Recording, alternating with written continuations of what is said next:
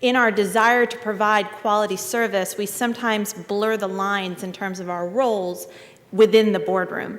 So scenario number one is I'm getting ready for my audit committee meeting, and I call up the director of finance and I say, just wanted to check with you before we walk into the room. Am I going to be walking the board through the financial statements, or will you be doing that? And they say, well, I feel more comfortable if you did it. And I say, okay, that's fine.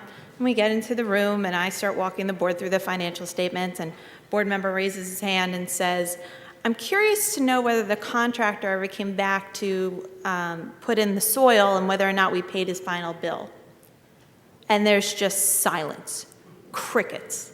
And everyone's looking at me to give them the answer. And while I may know what's in the financial statements, and I potentially might know the answer to that question, those specific questions are really what the director of finance should be jumping in on. Scenario number two. I call up and I say, will I be walking through the financial statements or will you? And the client says, I would like the pleasure of doing it. And I say, phenomenal.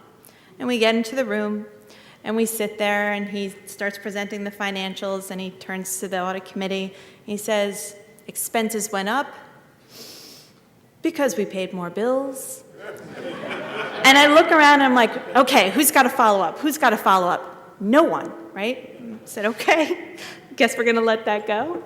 And then he goes, revenue went up. And I think, no, he's not going to do it. He's not going to. He says, because more cash came in. And the entire board is just silent. And they're playing with their BlackBerries. And this is what goes back to the phrase that Jason Lillian used this morning about actively engaged boards.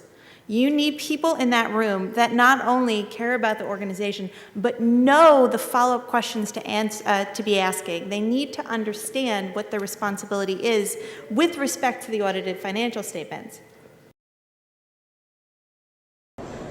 I think the first one is going to be compensation setting policies. Not actually the compensation level itself, but what are the policies that you have to determine what's reasonable in terms of compensation? And would you be able to justify it if it was ever questioned? The next one that I think is very important is conflict of interest forms being signed annually. I think it's very important that that get done on the board level as well as key employees. And that feeds into my third one, which is related party relationships and transactions. Obviously, a board should know if they're entering into one transaction, and they won't know that if the conflict of interest forms aren't being filled out regularly. My fourth one is going to be unrelated business income tax. I think this is always something that within the sector is of concern. And I think it's been a project of the IRS recently when they took a look at universities and they took a look at private foundations. One of the things they were focusing on was actually UBIT. And finally, I think just overall good governance and board education. It was named as one of the tenets of the proposed legislation by the Charities Bureau, so I think it's very important that we start making sure the board is well educated.